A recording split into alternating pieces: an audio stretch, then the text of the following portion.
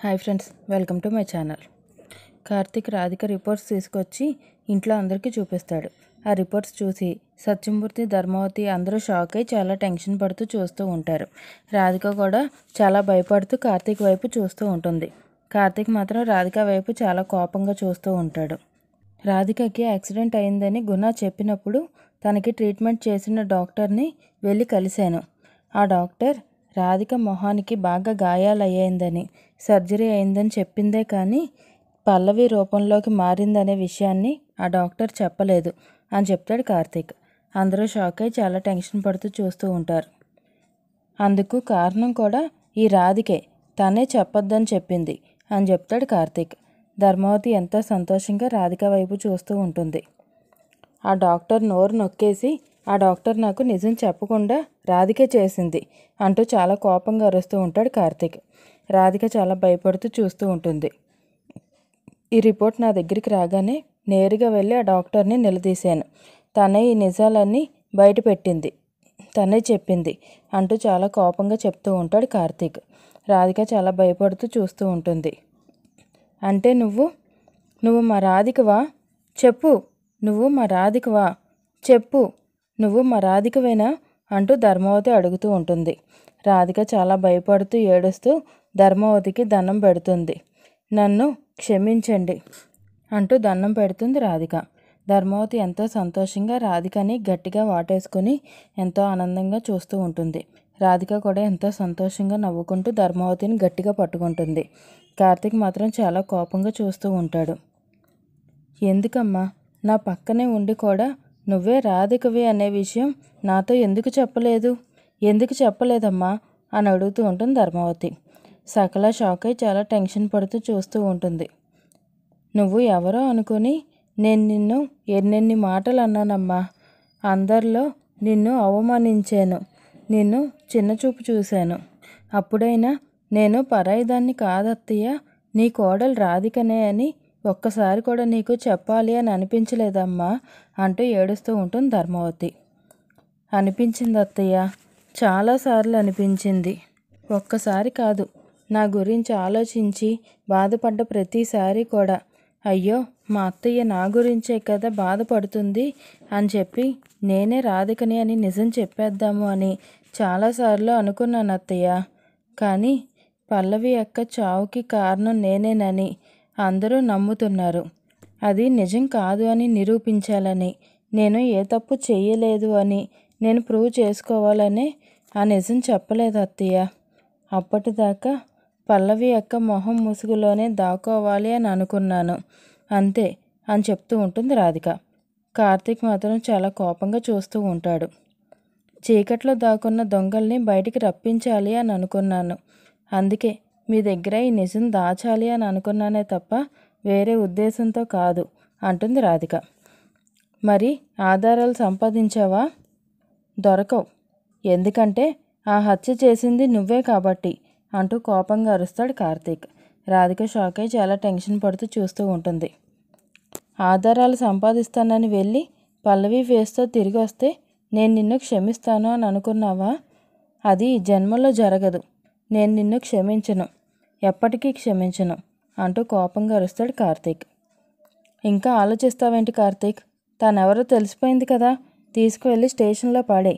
ఇలాంటి నేరస్తులకి శిక్ష పడితేనే పల్లవి ఆత్మకి శాంతిస్తుంది అంటుంది సకల.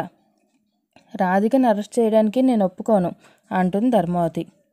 నువ్వు ఒప్పుకున్నా ఒప్పుకోకపోయినా సరే రాధికని అరెస్ట్ చేయడం తప్పదమ్మా. ఇది పల్లవి భర్తగా కాదు, ఒక సిన్సియర్ పోలీస్ ఆఫీసర్గా నేను చెప్తున్నాను. నేను నిర్ణయం తీసుకున్నాను అని చెప్తాడు కార్తీక్. రాధిక షాక్ అయి చాలా టెన్షన్ పడుతూ చూస్తూ ఉంటుంది. ఇది నా బాధ్యత, దయచేసి నా డ్యూటీకి అడ్డు రాకండి, వదలండి అని చెప్పి కార్తిక్ చాలా కోపంగా వెళ్ళి రాధికని పద పోలీస్ స్టేషన్కి అంటూ బలవంతంగా తన మెడ పట్టుకుని బయటికి గెంటేస్తాడు. ఏమండి వద్దండి అంటూ అరుస్తూ ఉంటుంది రాధిక. నో నో, ఇలా జరగకూడదు అంటూ గట్టిగా అరుస్తుంది రాధిక.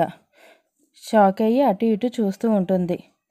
అమ్మో ఏంటి ఇదంతా కళ అనుకుంటూ చాలా భయపడుతూ అటు ఇటు చూస్తూ ఉంటుంది రాధిక.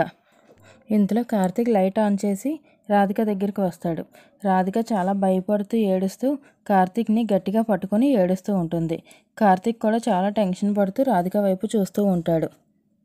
పల్లవి, పల్లవి, ఏమైంది? ఎందుకు ఏడుస్తున్నావు? ఏమైంది పల్లవి అని అడుగుతూ ఉంటాడు కార్తీక్. రాధిక చాలా బాధపడుతూ ఏడుస్తూ ఉంటుంది. ఏమైంది పల్లవి? నిన్నే ఎందుకు అంతలా గరిచావు? ఏమైంది? అయినా చీకట్లో కూర్చున్నావేంటి అని అడుగుతాడు కార్తీక్. ఏదో కల వచ్చిందండి, నాకు చాలా భయం వేస్తుంది అంటుంది రాధిక. ఏం కల వచ్చిందని అలా భయపడుతున్నావు అని అడుగుతాడు కార్తీక్. ఏదో నా అన్న వాళ్ళందరూ నాకు దూరం అయిపోయినట్టు, నన్ను ఒంటరిదాన్ని చేసి అందరూ వెళ్ళిపోయినట్టు ఏవేవో కళ్ళ వచ్చాయండి. నాకు చాలా భయం వేసింది, నిజంగా భయం వేసిందండి అంటూ ఏడుస్తూ ఉంటుంది రాధిక. కళ అంటున్నావు, కళకే ఇంతలా భయపడితే ఎలా అంటాడు కార్తీక్. నిజంగా నాకు చాలా భయం వేసిందండి అంటుంది రాధిక. కళలో వచ్చినవి ఇళ్ళలో జరగవు, టేక్ ఇట్ ఈజీ అంటాడు కార్తీక్. ఏమండి, మిమ్మల్ని ఒక మాట అడగనా అంటుంది రాధిక. ఏంటది? అడుగు అంటాడు కార్తీక్. నన్ను ఎప్పుడూ కూడా తప్పుగా అర్థం చేసుకోరు కదా అని అడుగుతుంది రాధిక. నువ్వు ఏం చేసావని నిన్ను తప్పుగా అర్థం చేసుకుంటాను? నా కోసం ఇంత కష్టపడ్డ మనిషివి, ఇంత సహాయం చేసిన మనిషిని ఎవరు తప్పుగా అర్థం చేసుకుంటారు అంటాడు కార్తీక్. నేను ఈ ఇంటి నుంచి దూరం అయిపోతానేమోనని భయం వేస్తుందండి అంటుంది రాధిక. అడగకుండానే సాయం చేయడానికి ఇంటికి వచ్చావు. ఏ ఆడపిల్ల చెయ్యని సాహసం నువ్వు చేసావు. నిన్ను ఎలా ఇంటి నుంచి దూరం చేస్తావు? నేనేమి చేయను. నువ్వు కళ్ళ అనుకున్నది ఎప్పటికీ జరగదు. వెళ్ళు, వెళ్ళి వాటర్ తాగిరా, వెళ్ళు అంటాడు కార్తీక్. సరే అంటూ రాధిక అక్కడి నుంచి వెళ్ళిపోతుంది. కార్తీక్ కూడా రాధిక గురించి ఆలోచిస్తూ ఉంటాడు. ఇంతలో తెల్లవారుతుంది. మదన్ హోటల్కి వస్తాడు. హలో, ఎక్స్క్యూజ్ మీ అంటాడు మదన్. ఎస్ సార్, చెప్పండి ఏం కావాలి అని అడుగుతుంది రిసెప్షనిస్ట్. ఒక ఫుల్ బాటిల్ మందు కావాలి అంటాడు మదన్. తను షాక్ అయి చాలా టెన్షన్ పడుతూ చూస్తూ ఉంటుంది. హోటల్కి దేనికి వస్తారు? హనీమూన్ సూట్ బుక్ చేశాను అంటాడు మదన్. ఓ, రూమ్ నెంబర్ 301. ఆ రూమ్కి రాబోయేది మీరేనా అని అడుగుతుంది receptionist. Why are you laughing baby అంటాడు Madan. You are looking gentlemen sir, అందుకే. And you are talking also sweet అని చెప్తుంటాను. మదన్ నవ్వుతూ ఉంటాడు. స్వీట్ ఎంత ఉంటుందో హాట్ కూడా అంతకంటే ఎక్కువగా ఉంటుంది. అవును, బయట కారిడార్లో క్రౌడ్ డిస్టర్బెన్స్ ఏమీ ఉండదు కదా అని అడుగుతాడు మదన్. అస్సలు ఉండదు సార్, మీ ప్రైవసీని ఎవరూ డిస్టర్బ్ చెయ్యరు అంటుంది తను. నైస్ అంటూ నవ్వుతూ ఉంటాడు మదన్. అశోక్, సార్కి 301 రూమ్ నెంబరు చూపించు అని చెప్తుంటాను. కీస్ ఇవ్వండి అంటాడు అశోక్. కీస్ ఇవ్వండి సార్ అని చెప్పి కీస్ వాళ్ళకిచ్చి వెళ్ళమని చెప్తుంది. 1 సెకండ్, నాకు రూమ్ అంతా రోజ్ ఫ్లవర్స్తో, బెడ్ అంతా మల్లెపూలతో డెకరేట్ చేయాలి, అవుతుందా అని అడుగుతాడు మదన్. వై నాట్ సార్, మా స్టాఫ్ డెకరేట్ చేస్తారు అని చెప్తుంటాను.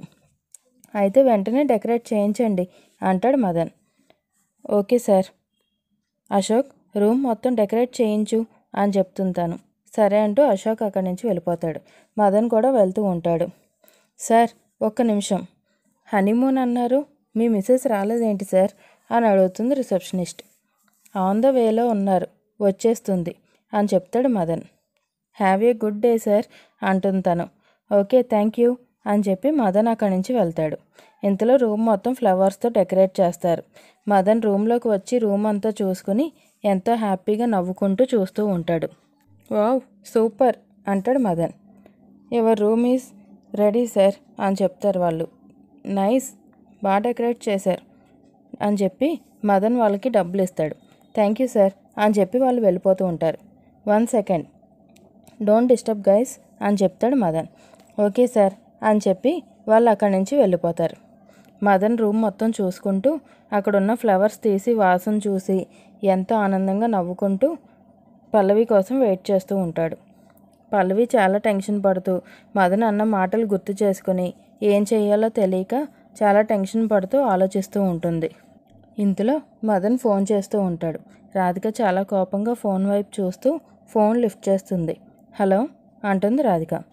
నీలో నాకు నచ్చే గుణం ఇదే డార్లింగ్, నా స్వీట్ హార్ట్ నన్ను డిసప్పాయింట్ చేసిందేమో అనుకున్న ప్రతిసారి నీ చేష్టలతో నన్ను సర్ప్రైజ్ చేస్తూనే ఉంటావు. ఐ లైక్ దిస్ అంటాడు Madan. But I hate this అంటుంది పల్లవి.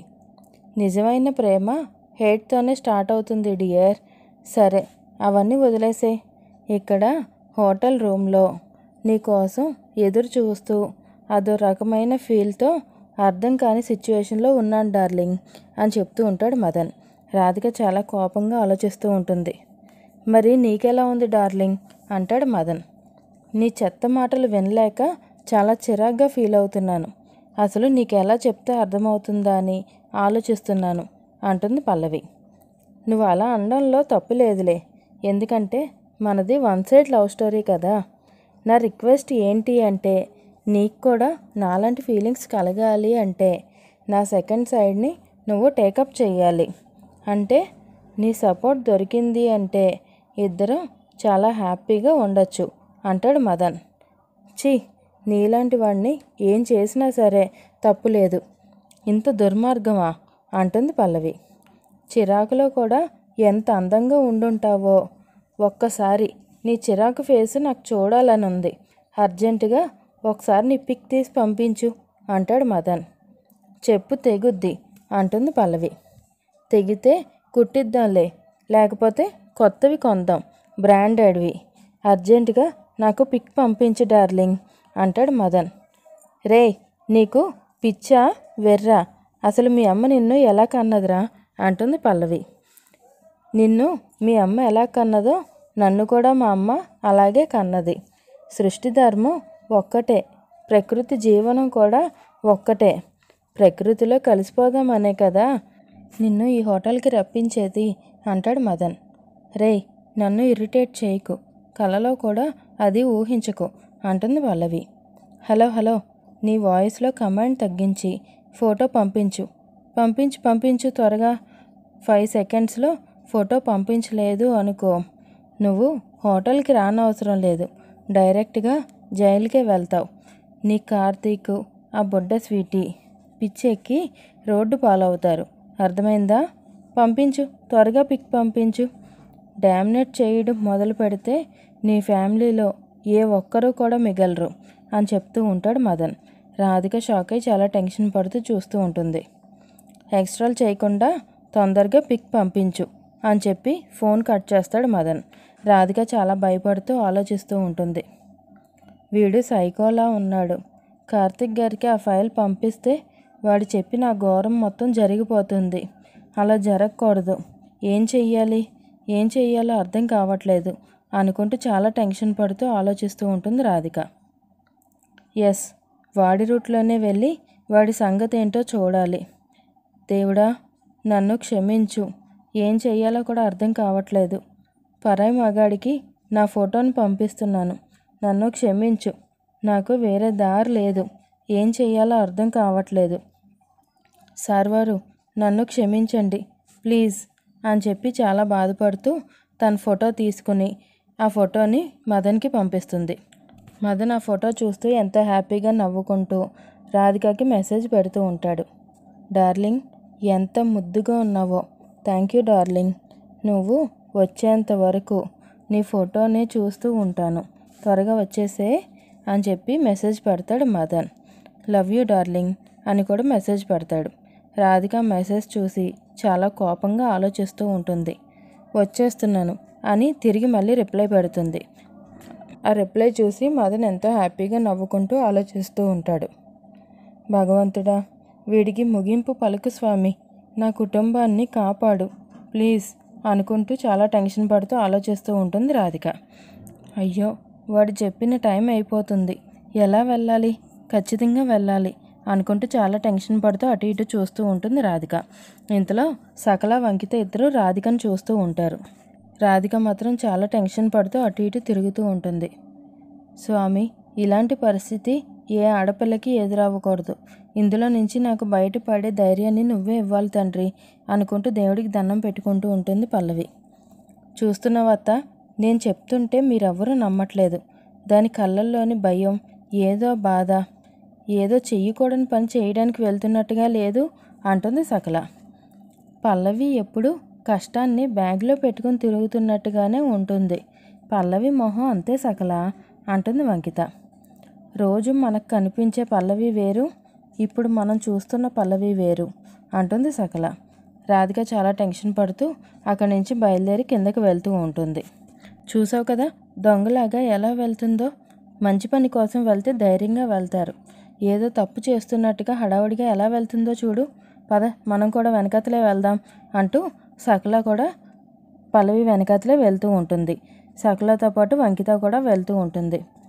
పల్లవి చాలా భయపడుతూ అటు ఇటు చూసుకుంటూ కిందకి దిగి వెళ్తుంది. పల్లవి వెనకాతలే సకల వంకిత కూడా వెళ్తారు. ఇంతలో పల్లవి రూమ్లోకి వెళ్ళి హ్యాండ్ బ్యాగ్ తీసుకుంటూ ఉంటుంది. నువ్వు అన్నది నిజమే సకల, అది ఎక్కడికో వెళ్తుంది. అది ఎవరికి తెలియకుండా ఉండాలని జాగ్రత్త పడుతుంది అంటుంది వంకిత. మనం జాగ్రత్తగా ఉండాలత్త అంటుంది సకల. మనం చేసేది కూడా అలాంటి పనే కదా సకల, దొంగల్లో దాక్కునే కదా పల్లవిని చూస్తున్నాం అంటుంది వంకిత. సకల చాలా కోపంగా చూస్తూ ఉంటుంది. పల్లవి మాత్రం చాలా టెన్షన్ పడుతూ రూమ్లోంచి హ్యాండ్ బ్యాగ్ తీసుకుని అక్కడి నుంచి బయలుదేరుతుంది. Thank you friends. ఈ వీడియో కనుక నచ్చినట్లయితే లైక్ చేసి షేర్ చేయండి.